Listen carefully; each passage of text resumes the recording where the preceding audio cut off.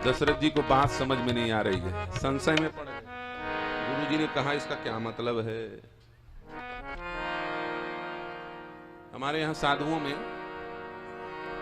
जब पंगत लगता है तो पंगत में कहा जाता है, बोले महाराज जी जरा जल फेर दो, पंगत में जल फेर दो। तो एक नया नया साधु आया था, प्रयागराज की बात है, प्रयागराज की बात, पंगत लगी थी, एक नया लड़का साधु बन के आया था। तो हमारे बाबा गुरु श्री राम जी दास रामायणी जी तो मैंने उठाया बाल्टी और घुमा के फेंक दिया सब साधुओं के ऊपर। बोले मूर्ख कहीं की, मैंने जल फेरने का मतलब उनके ऊपर फेंकने के लिए थोड़ी कहा, गिलास में जल डालो सबके जान, ये कहा। तो उठाए बाल्टी फेंक दिया। गुरु की बात समझ में नहीं आई तो गड़बड़ हुआ कि नहीं हुआ है? ठाकुर साहब अपने घोड़े से बहुत प्रेम करते थे बेचारे। नौकर थोड़ा कमजोर दिमाग का था, उनको बाहर जाना था। बोले देखो ये घोड़ा बहुत कीमती है मेरा, मैं कभी छोड़ के नहीं गया, मुझे काम से जाना पड़ रहा है, घोड़े से नहीं जाऊंगा, लेकिन तुम एक काम करना, दिन में कम से कम 3 बार पानी दिखाते रहना घोड़े। क्या करना? 3 बार पानी दिखाना घोड़े को। जेठ वैशाख का महीना, अच्छा कड़कड़ाती गर्मी। 15 दिन बाद ठाकुर साहब लौट के आए, घोड़ा वहीं खूंटे में बंधे बंधे मर गया था, सूख गया था बेचारा।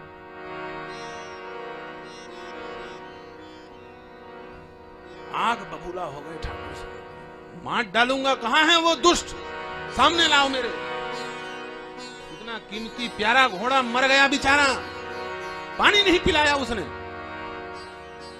क्यों? मैंने तुम्हें कहा था ना दिन में कम से कम 3 बार पानी दिखाना। उसने कहा ठाकुर साहब 3 बार नहीं, क्षमा करना, हम आपके आदेश का, हम 3 बार नहीं, हम 5 बार पानी दिखाए, फिर भी घोड़ा मर गया। बोले कैसे दिखाए? अरे बोले खड़े होकर के नहीं, घूम घूम के दिखाए महाराज, तो भी मर गया। घूम घूम के दिखाए, पानी घूम के कैसे दिखाया जाता? बोले आपने कहा था 3 बार पानी दिखा, हम 5 बार एक एक बाल्टा पानी भर के लाए और घोड़े के चारों तरफ घूमे, बेचारा ऐसे देखता भी था घोड़े का पानी को। लेकिन आपने कहा था पानी दिखाओ, तो हम दिखाए निष्ठापूर्वक, फिर भी क्या हुआ, चौथे 5वें दिन मर गया, पिलाया नहीं। बोले आपने दिखाने बोला था, मैं कैसे पिलाऊं? आपने दिखाने बोला था, मैं कैसे पिलाऊं? संशय, नकल के लिए अकल चाहिए होता है कि नहीं? गुरु की बात जस के तस शिष्य के मन में समझ में बैठ जाए तो बात बन जाए। गुरु जी कह रहे हैं अभी इसी वक्त बेग विलंबन करिए नृप। दशरथ जी कह रहे हैं काल ही दे, तुम्हारा काल ही देगा। और जिसको गुरु की बात जिसके दिमाग में ना घुसे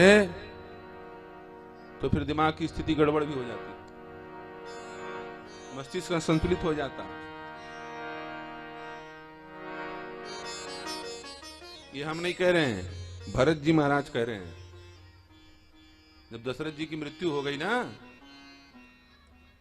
तो भरत जी आए और भरत जी ने बयान दिया, भूप प्रतीति तोर किमि कीन्ही,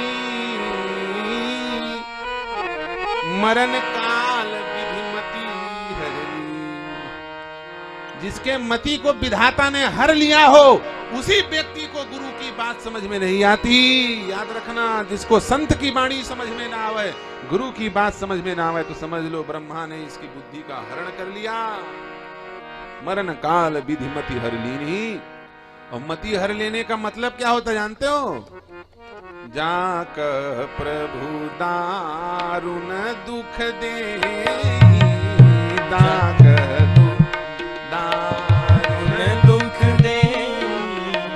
ताकर मति प्रथ मई हर ले, ताकर मति प्रथ मई हर ले, जाकह प्रभु दारुण दुख दे, जाकह प्रभु दारुण। जिसको दारुण दुख मिलना होता है वही साधु की अवज्ञा करता है, संत की अवज्ञा करता है। और जिसको भगवान सम्मति देता है वो भले कुमति वाला हो, वो संतों के चरण में आके मस्तक झुका लेता है। जिसकी कुमति थी उसने मस्तक झुका लिया, और जिसकी सुमति थी अब वो विरोधी हो गया। समझ में आएगी ना बात? समझने वाले समझ जाए, ज्यादा व्याख्या हम नहीं करते। ये स्थिति है संसार की। भरत जी महाराज कह रहे मरण काल विधिमति हर लीन ही। महाराज हमको समझ में आ गई बात, ब्रह्मा जी ने सब गड़बड़ किया। और ब्रह्मा जी बगलई में खड़े थे, कपड़े लगे ब्रह्मा जी। अब तो मेरे ऊपर दोष लग रहा, मरण काल विधिमति हर लीन। हम कैसे इनकी मति हर लेंगे भैया? इनके मति में कौन बैठा हुआ था? हृदय भगति मति सारंग पानी। स्वयं सारंग पानी भगवान जिनके मति पर बैठे हो, ब्रह्मा की क्या हैसियत जो उनके मति का हरण कर ले? वैकुंठाधिपति भगवान जहां बैठे हो ब्रह्मा दशरथ जी के मति में। ब्रह्मा जी बगल में खड़े। ब्रह्मा जी कौन है जानते हो? श्री शत्रुघ्न जी महाराज ब्रह्मा जी हैं। ये शत्रुघ्न जी कौन है? ब्रह्मा है। और भरत कौन है? विष्णु जी है। विश्व भरन पोषण कर जोई, ताकर नाम भरत हस होई। विश्व का भरण पोषण करने वाले हैं ये भरत जी हैं। विश्व का भरण पोषण भगवान नारायण करते हैं। भरत जी स्वयं विष्णु अवतार है और राम जी ब्रह्मा अवतार है। और शत्रुघ्न जी कौन है? जाके सुमिरन तेरी पुनासा, नाम शत्रुघ्न वेद प्रकाशा। वेद को प्रकाशित करने वाले कौन? ब्रह्मा जी। ये शत्रुघ्न जी को नहीं, ब्रह्मा जी। ब्रह्मा जी ने कहा हमारे ऊपर झूठा आरोप लग रहा है। भरत जी ने कहा आरोप लगाना हमारा काम, गलत है तो सिद्ध करो। बोले अभी केस का मैं इंक्वायरी करता हूं। लगे घसीटन धर धर झोटी। पकड़ के ले आए मंथरा मैडम को, पकड़ा, बाल खींचते लाए, मार मार के प्लेन कर दिया। बोले बोल किसने किया? हाँ बोले महाराज हमने किया।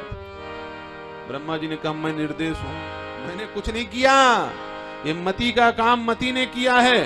मंथरा से पूछा गया तुम्हारी मति किसने फेरा? अजस पिटारी ताही करी गई गिरा मति फेरी।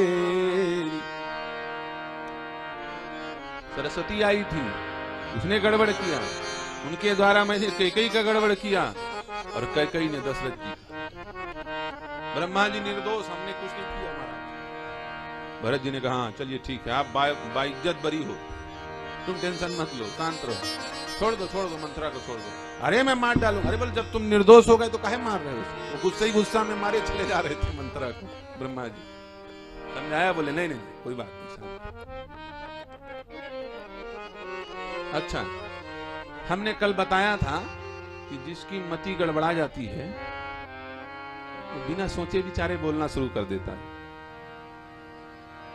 ते नहीं बोले ही बचन बिचारे, चाहे सम्हारे, जो बोलना है बोल लो। बातुल भूत दिवस मतवारे, ये नहीं बोले बचन बिचारे। दशरथ जी महाराज इतने श्रेष्ठ व्यक्ति, ये उच्च कोटि के वक्ता हैं। दशरथ जी महाराज साधारण व्यक्ति नहीं है। ज्ञान मार्ग के सबसे बड़े वक्ता हैं जनक जी महाराज, और कर्म मार्ग के सबसे बड़े वक्ता हैं दशरथ जी महाराज। ज्ञान कांड, कर्म कांड, वेद में 3 कांड है ना, ज्ञान कांड, कर्म कांड, भक्ति कांड। ज्ञान के सबसे बड़े वक्ता, ज्ञान कांड के ज्ञाता श्री जनक जी महाराज हैं। कर्म के सबसे बड़े ज्ञाता दशरथ जी महाराज हैं। दोनों टॉप लेवल के हैं। इसीलिए तो तुलसीदास जी ने कहा सम समधि देखे हम आजू, कल कहा ना, ये दोनों बराबर हैं। ये ज्ञान के आदर्श हैं, ये कर्म के आदर्श।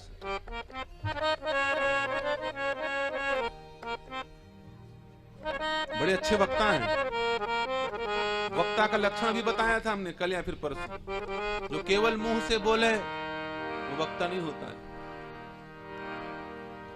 मुंह के साथ साथ शरीर से भी बोले, बॉडी लैंग्वेज कहते हैं, है कि नहीं? Body language.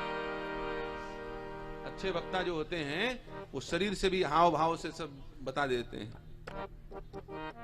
हमारे एक प्रधानमंत्री हुए, बिना हिले डुले ऐसे बोलते थे, मक्खी बैठी हो नाक में तो मक्खी ना उड़ जाए। मूंछ के बाल नहीं हिले उनके, जब हम तो 10 साल देखे, आप लोग भी देखे हो, है कि नहीं? 10 वर्ष तक कई बार तो संदेह हो जाता, वो कुछ ना बोले तो लोग घबरा जाते थे कहीं। अब बोलते भी बहुत कम थे बेचारे।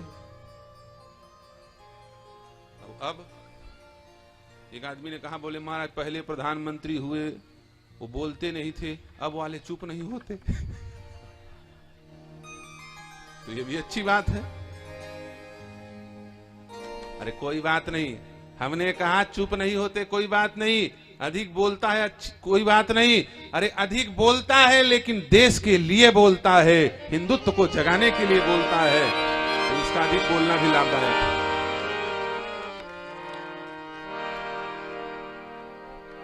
भगवान ने जिसको जैसी क्षमता दी है वो वैसा काम करेगा, चाहे जो हो। भले हमारे देश के प्रधानमंत्री अधिक बोलते हैं, 70 साल से जो हमारे छाती में खीले के जैसे गड़े हुए कांटे को, समस्या को, जहां से रक्त निकल रहा था, घाव नहीं भर रहा था, उस धारा 370 को तो उखाड़ के फेंक दिया। 500 वर्ष पुराने अयोध्या बाबरी मस्जिद विवाद को निपटा करके राम मंदिर बनाने के लिए अब चंदा शुरू हो गया, रीवा वाले भी देना खूब। ये समस्याएं तो निपट गई, लेकिन अभी मूल समस्या नहीं निपटी है। हमारे यहाँ हमारे दो चल रहे हैं, है ना? और उनके यहाँ हमारे यहाँ 4, हमारे 40 वाले चल रहा है मामला। ये गड़बड़ है भाई। दाल भात खाओ तो थोड़ा ऐसा लड्डू टाइप का बंधे तो मजा आता है। 1 लीटर दाल डाल दिया, 50 ग्राम भात, तो भूल जाएगा खिचड़ी, आनंद नहीं आएगा दाल भात खाने में, है कि नहीं? दाल भात का मिक्सिंग बराबर होना, अनुपात पे होना चाहिए। तो हिंदू बहुसंख्यक है, यह भारत हिंदू राष्ट्र था, हिंदू राष्ट्र बने और हिंदू राष्ट्र बना रहे, इसके लिए भी काम करना आवश्यक है। अभी मूल कार्य बचा हुआ है और उसके लिए जनसंख्या नियंत्रण कानून लाना आवश्यक है। भारत में पूर्ण रूप से वेद लक्षणा गौ माता की हत्या, वेद लक्षणा गौ माता का वध प्रतिबंधित करना, यह कानून आवश्यक है। भारत में धर्मनिरपेक्षता के नाम पर संस्कार की पाठशाला को जो बंद कर दिया गया है, सांप्रदायिक कह करके हमारे वैदिक शिक्षण संस्थानों को जो बंद करने का कुचक्र चलाया गया है, उसे रोकना आवश्यक है। जब तक ये नहीं होगा, चाहे जो कानून बना दो, देश सुधरने वाला नहीं है। और एक बात सुन ले रहो, धर्मनिरपेक्ष राष्ट्र भारत तब तक रहेगा जब तक भारत में हिंदू बहुसंख्यक है, क्योंकि सबके साथ सामंजस्य, सामनस्य, एकमत्व का विचार केवल और केवल हिंदू रखता है। बाकी और जितने आए वो तो गाजर मूली जैसे काट करके सबको अपने जैसा बनाना चाहते हैं। हम लोग ही हैं तो सबको अपना बनाना चाहते हैं, क्योंकि हमारे यहाँ ही ये नियम है। क्या? अयम निजः परो वेति गणना लघु चेतसाम् उदार चरितानां वसुधैव कुटुंबकम्। केवल सनातन धर्म ये कहता है कि ये पूरा विश्व हमारा परिवार है। जड़ चेतन जग जीव ये सब हमारे परिवार हैं, पशु पक्षी ये सब हमारे परिवार हैं। सबकी चिंता केवल हिंदू करता है, सनातन धर्म का परिपालन करने वाला करता है। इसलिए सबसे पहले आवश्यक है हिंदू राष्ट्र बनना, हिंदू राष्ट्र बनाना चाहिए, तभी भारत बचेगा और भारतीयता बचेगी, नहीं तो पूरा विकास विनाश हो जाएगा।